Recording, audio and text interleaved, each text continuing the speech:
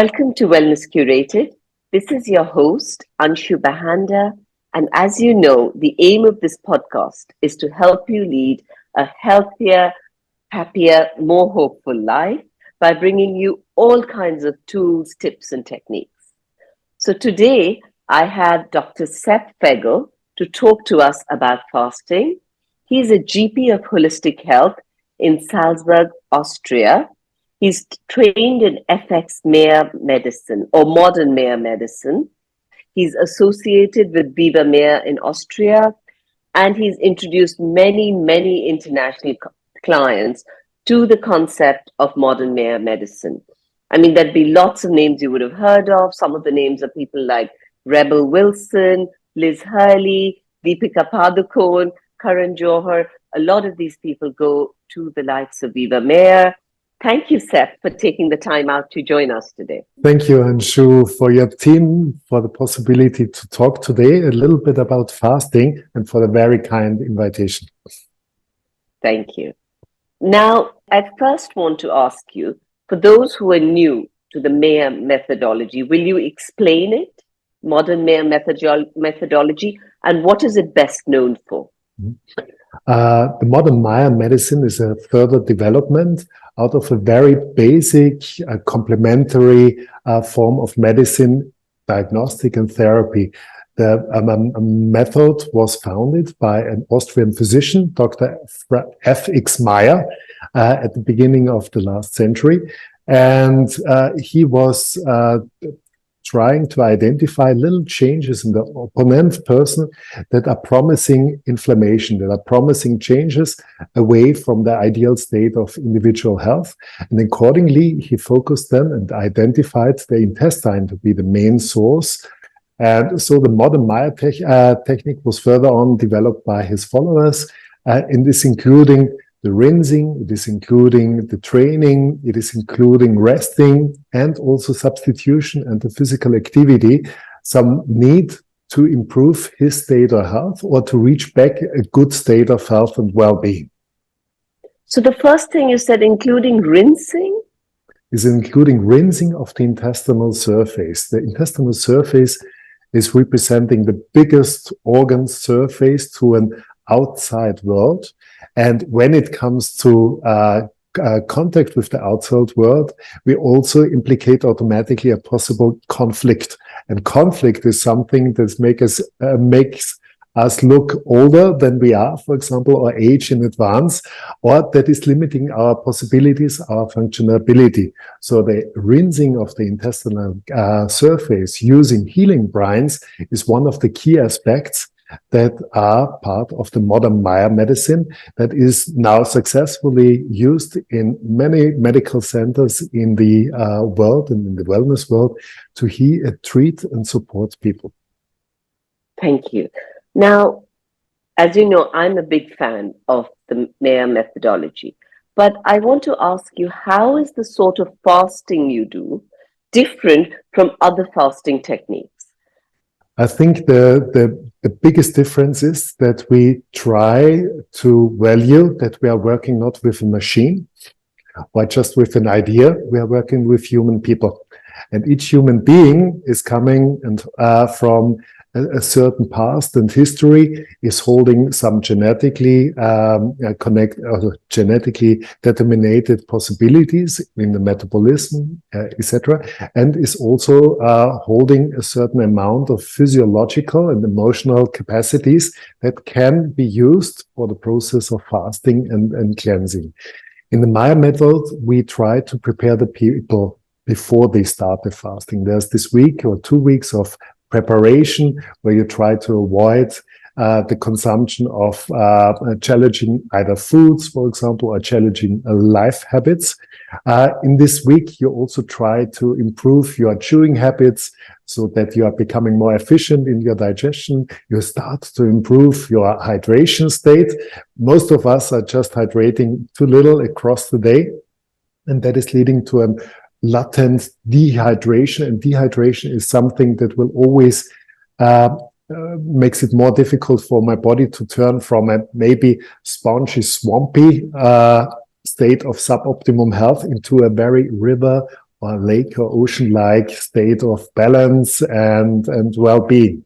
So, and number two is, many people that are listening, maybe also to us, are connecting fasting or understanding fasting to be the same like starvation. And the opposite is the case. Yeah. Fast just means you reduce the caloric intake below a certain point, below the point that you need for survival. But you are offering the body the necessary amount and quantity of nutrients that the body does need. In a state like that, and that can be very individually different, someone needs just, for example, a slice of bread and a little bit of tea, for example, or a healing broth, or vegetarian broth. Some may need really a good amount of a vegetable soup. And this is where the modern Maya medicine is, I think, bringing in its key quality, as it is treating the individual and is not offering the golden pill and the golden solution for everyone, because not everyone is the same. So you're saying that the main difference is the personalization, one, and secondly, the fact that it comes with a lot of other things, like you're talking about rinsing the intestine, preparing the body. So it comes with other things. It's not just that you're thrown straight into a fast. Is that right? Thank you very much for this summary. And this is each of us who have already tried fasting in the past, for example, without the whole friendly support of either supplementation, if this is necessary, or preparation, or mental peace, or physical rest, did already experience that fasting is hard work. Yeah, is for the body a difficult state where it tries to tidy up in best possible way to lead us to a state of better health and a better metabolic state, but it can also turn bad. What do you mean turn bad? If you start a fasting and you are suffering already from a deficiency, you are in, for example, trace elements that are key elements in the enzymatic performance of your liver, such as, for example, selenium or zinc, but also copper, for example. If a person like that starts to fast, his bodies, and especially the mitochondria, suddenly work on alternative metabolic strategies. They try to compensate that it can increase, for example, the risk to develop a myocardial infarction, for example, or stroke, that is increasing then the risk also for the aggravation of a mental disease or an illness. And tell me, who have you found in the past to benefit from this kind of, from the Maya methodology and fasting? I mean, is there a particular age group, or is it people with certain conditions where you say, oh gosh, they will benefit immediately? Who needs a fasting, or who benefits from a fasting? If you are in a state where you experience that or where you start to doubt that your metabolism, that your functionability is limited, yeah, either you think or you name it to be age as to be the reason, for example. Some would say it's stress. Some would say, I have no idea, yeah, but my memory is just not as good as it has been, for example. Some people say, look, for my age and for my sex, I would expect to be, or everyone would expect me to be super fertile, but it seems to be problematic for me and my wife or my husband, for example, to conceive a child. If you are in a state where that is reflecting your body's metabolism, your body's functionability to be not as good as you would expect it to be, this is then a moment when a fasting would beautifully help you and support you. So if a normal person came, no issues, I'm healthy, talk to me about the benefits. From a medical point of view, fasting medicine is an anti-inflammatory treatment, yeah, an anti-inflammatory therapy. And inflammation is or non-infectious diseases that are related to inflammation are worldwide seen still the responsible for more than 74% of all death cases, for example. With fasting, there is no maldigestion, there is no fermentation or decay issue happening inside of the intestine. With that, the breathing is getting better, the cognitive possibilities are getting better. Overall, it is an interesting and in many cases, a very positive, life-changing experience because it's so simple. You can practice that and do that wherever you are, whatever part of culture you are. Lovely. And now talk to me about the risks and the drawbacks, and also tell us about, is there any way of mitigating them? The risks of fasting. So the best thing that you can do, first, inform yourself and prepare yourself. That would be ideal. Yeah. Second, if you are able to involve into this preparation a person with a lot of experience, that would be ideal, because he or she will ask you or will support you in identifying problematic or potential risk factors, such as deficiencies in the trace elements that I mentioned, for example. It is important that you are not exhausting yourself undergoing a fast. Exhausting yourself through physical activity. Many of us are starting a fast with the ambition to now turn everything from bad to gold. So they are motivated not only to positively affect their lifestyle and diet, but also positively affect their state of physical health by starting sports. A fast is the wrong moment to start a sport. The fast is the perfect time to be physically active, but physical activity is not exhaustive sport. Physical activity is perfect oxygenation, perfect metabolization by physical activity. So if someone is doing spinning, for example, during the fasting, it is in 99 out of 100 clients something that is increasing the risk that everything turns into the wrong direction and that the fast is leading to a starvation state. And with that, to a massive exhaustion you afterwards need to recover from. Dehydration is a massive problem. So really use the preparation to hydrate first. Well-hydrated body is able to not only deliver easily the nutrients that are the body seeking and looking for, but also is able to beautifully and quickly remove toxins or to help us detox in that state. Something we wish to experience while we are undergoing a fast. And underlaying other disease or infection, for example, that is becoming acute in a state of fasting, such as, for example, an acute psychosis, yeah, cirrhosis, a psychosis, psychotic attack or a psychotic experience, like schizophrenia, for example, or if someone is suffering. Is taking medication, for example, if someone is suffering from type 1 diabetes, for example, this person needs to be guided into a fast in a very careful and very tightly overseen and overlooked situation and state and setting. And then it turns into something beneficial. Someone who is pregnant must not starve. Yeah, this person is giving all her energy, all her nutrients to a child to guarantee to the fetus, to guarantee its beautiful development. If in this situation you make the mother starve, you are starving not only the mother, but also the unborn child.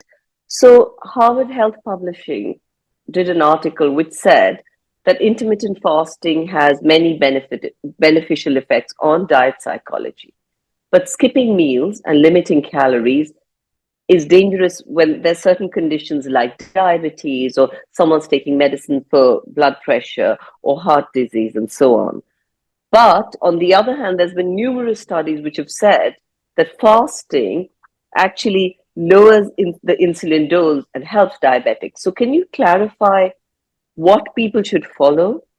Also, I think when we are talking about that topic, it is important to be non-dogmatic. First of all, there is a lifestyle that is making my body ill.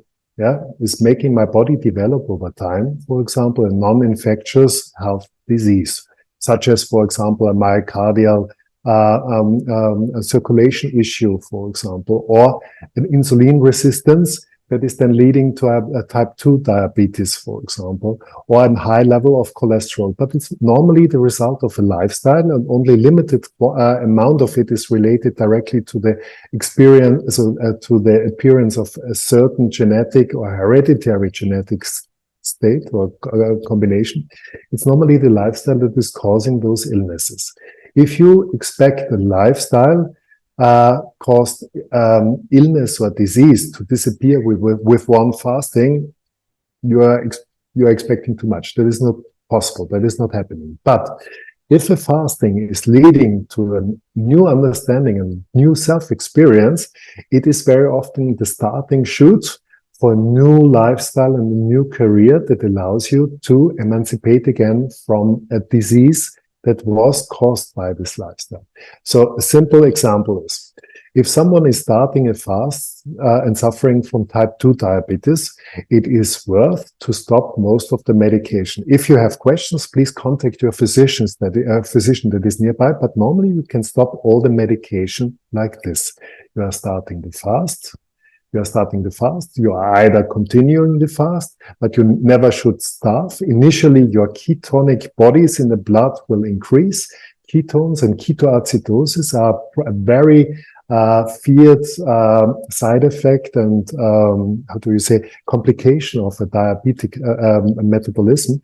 But the beautiful thing, if someone is undergoing fasting, who is suffering from type 2 diabetes, after an initial increase of the ketonic bodies inside of the body, and with that also an experience of ketoacidosis, it is starting to drop because the cells and the mitochondria are starting to understand ketones to be a beautiful source for energy, and it is and the metabolism is changing to a fat metabolism. What is good, because we are able to transform fats into sugars like these ketones, and that is leading to a better better metabolic state.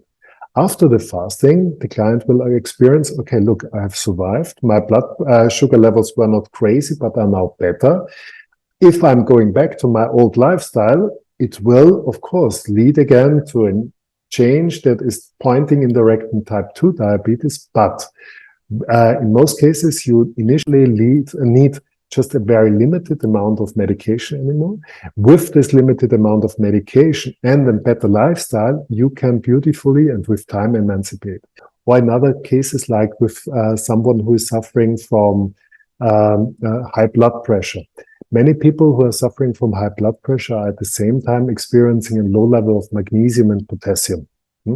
If you're in this situation as they are starting a fasting, you are causing a crisis inside of the system. If you prepare in this situation for 1 week and you supplement with magnesium and with potassium, so that this person with the higher or former higher blood pressure is now starting well prepared with magnesium and potassium into the fasting period, you will experience so beautiful and positive effects. So what I'm hearing from you, Dr. Fegerl, is that if you have any condition, don't try this on your own at all.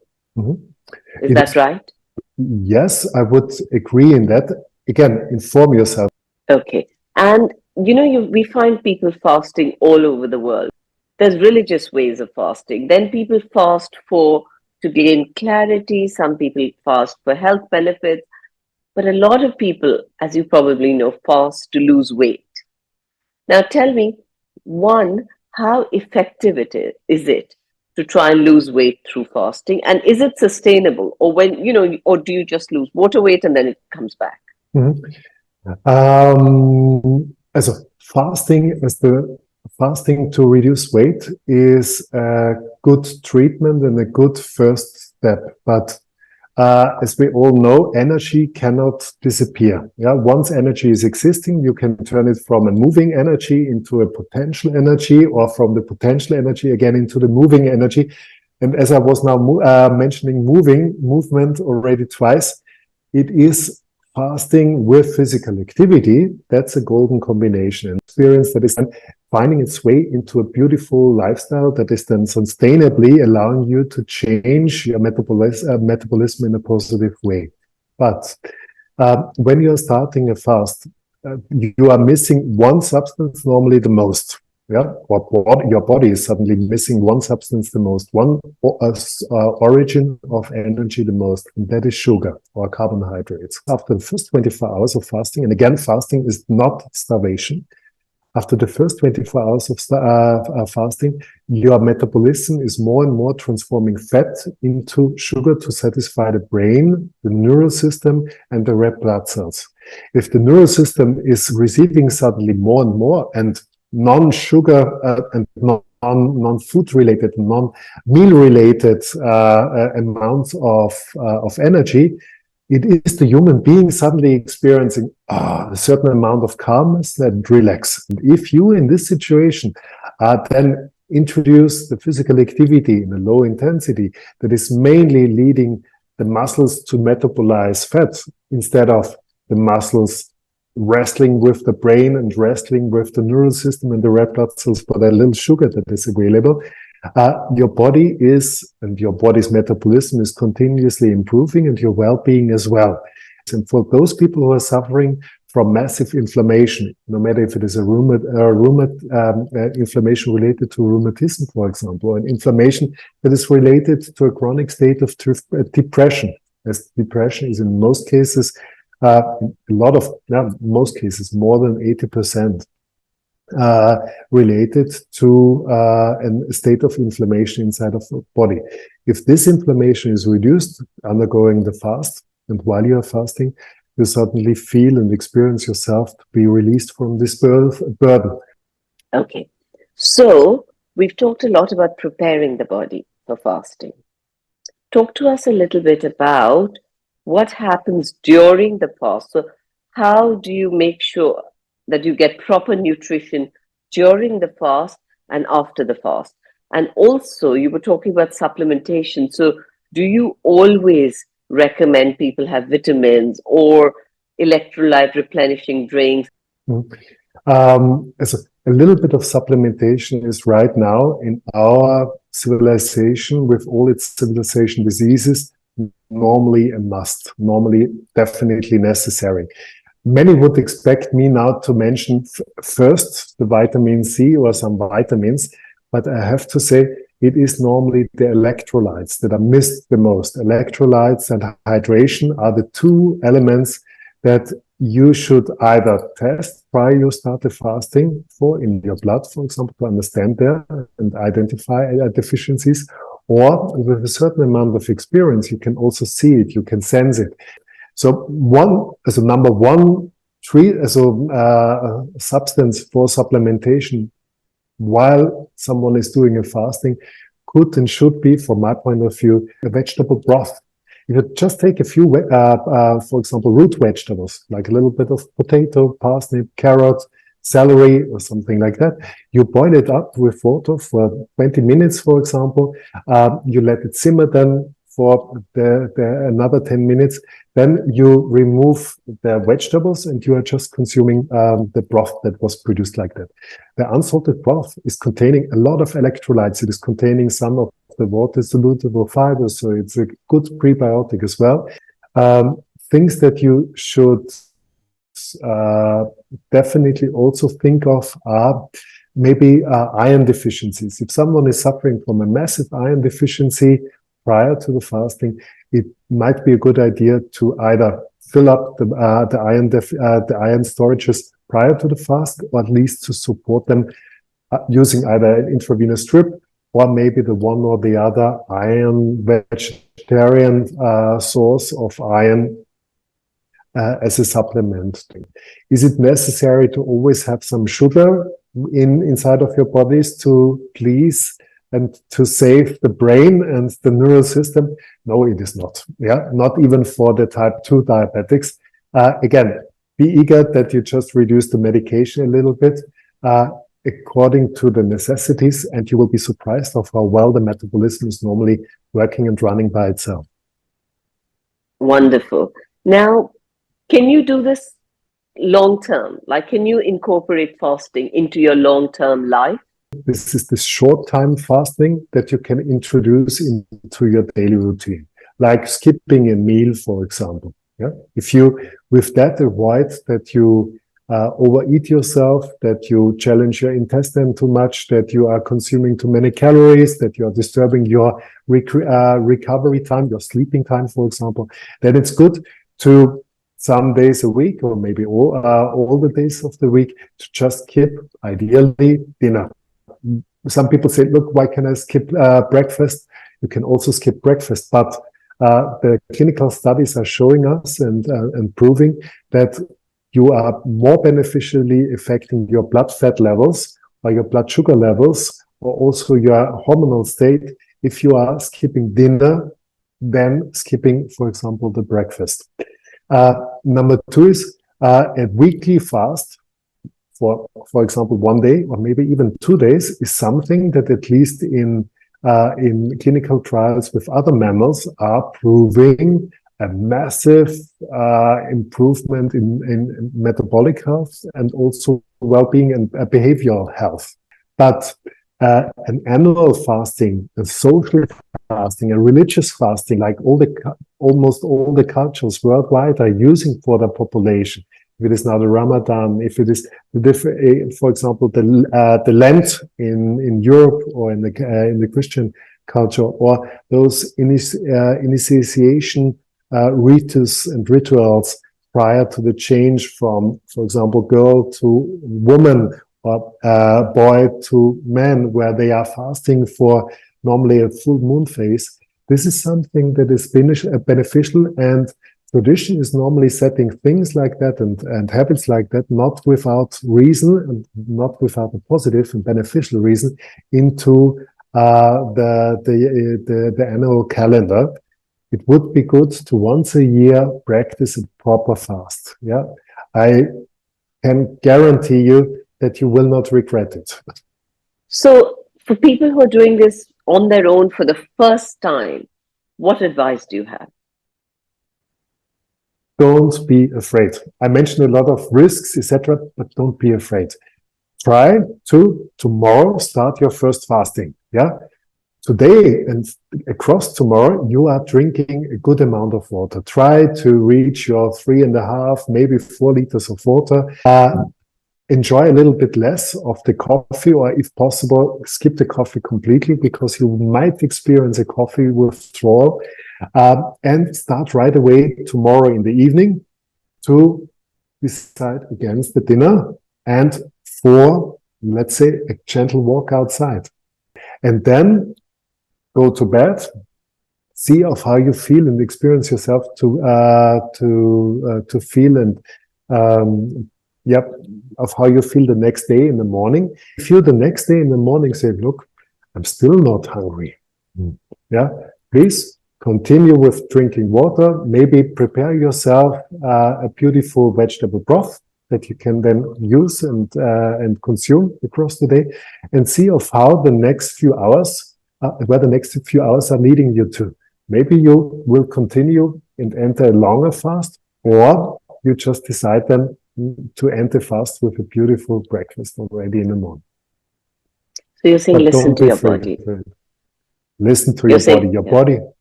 Your body is highly interested, and your instincts are are guiding you in a very positive way, because your body is interested in you to survive. So the instinctive feelings will always try to keep you safe. Okay. So, Dr. Fegerl, we always do a rapid fire round at the end to summarize. So very quickly, one mistake people make while fasting. Unprepared, too ambitious, and starving instead of fasting. Okay. One tip to those who are new to fasting.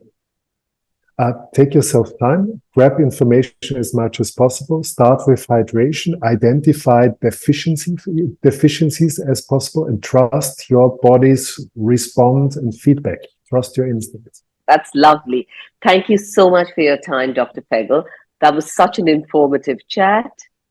And to everyone listening, we hope you learned something new. We hope you enjoyed it, and we hope we brought you a little closer to leading a healthier, happier, more hopeful life. So if you enjoyed it, please press like, and please get your friends to subscribe to my channel. And most importantly, I would love to hear from you. So any questions, suggestions, topic suggestions, please email me at anshu@wellnesscurated.life. Thank you so much for listening and see you next week.